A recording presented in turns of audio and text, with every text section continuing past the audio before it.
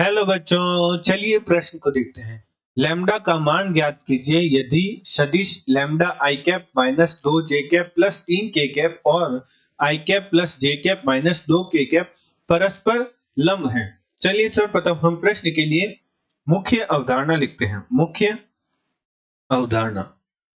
अवधारणा में हम किन्हीं दो सदिशों का अदिश गुणनफल का अध्ययन करेंगे, जिसका दूसरा नाम होता है बिंदु गुणनफल।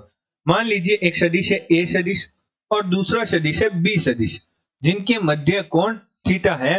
तो ए सदिश का बी सदिश के साथ बिंदु गुणनफल बराबर होता है ए सदिश का परिमाण गुणा बी सदिश का परिमाण गुणा cos थीटा।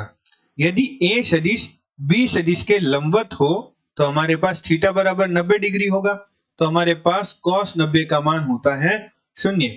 तो हमारे पास ए सदिश का बी सदिश के साथ बिंदु गुणनफल का मान प्राप्त हो जाएगा 0। अर्थात हम कह सकते हैं कि यदि दो सदिश परस्पर लंबवत है तो उनके बिंदु गुणनफल का मान 0 होगा।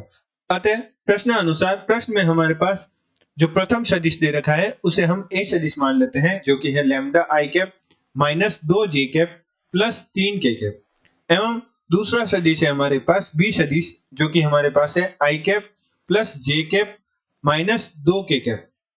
यदि ए सदिश बी सदिश के लंबवत है, जो कि हमारे पास प्रश्न में दे रखा है, तो इनका बिंदु गुणनफल का मान 0 होगा। अर्थात ए सदिश का बी सदिश के साथ बिंदु गुणनफल है वह 0 होगा और हमें लैम्डा का मान निकालना है। तो हमारे पास ए सदिश है जो कि है लैम्डा आई कैप माइनस 2 जे कैप प्लस 3 के कैप, एवं बी सदिश हमारे पास है प्रश्न में दे रखा है आई कैप प्लस जे कैप माइनस 2 के कैप बराबर 0।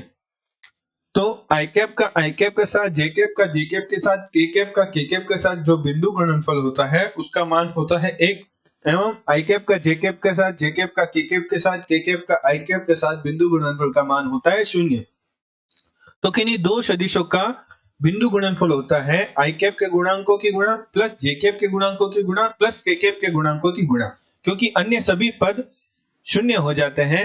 जब आई कैप का जे कैप के साथ या आई कैप का के कैप के साथ गुणा होगा तो वह 0 होगा, क्योंकि ये आपस में लंबवत होते हैं। तो हमारे पास दो सदिशों का बिंदु गुणनफल प्राप्त होगा लैम्डा गुणा 1 प्लस माइनस 2 गुणा 1 प्लस 3 गुणा माइनस 2 बराबर 0। अर्थात लैम्डा माइनस 2 माइनस 6 बराबर 0, जहां से हमारे पास लैम्डा का मान प्राप्त होगा 8। अतः हमने मुख्य अवधारणा की सहायता से लैम्डा का मान ज्ञात कर लिया है, जो कि हमारे पास प्राप्त हुआ 8। आशा करते हैं आपको प्रश्न का समझ आया होगा। धन्यवाद।